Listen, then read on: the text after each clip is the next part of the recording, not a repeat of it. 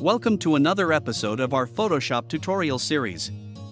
In today's tutorial we're going to learn how to change color of any clothing in Photoshop. So let's get started. Select the Quick Selection tool. Then select the t-shirt and keep refining your select until you're satisfied with your selection.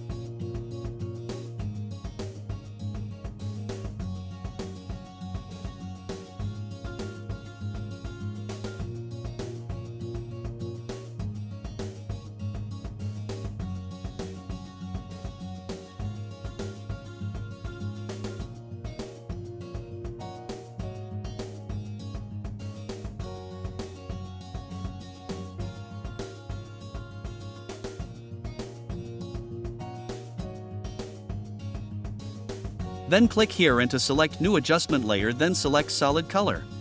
Then select the color and click on OK. Make the blending mode to multiply.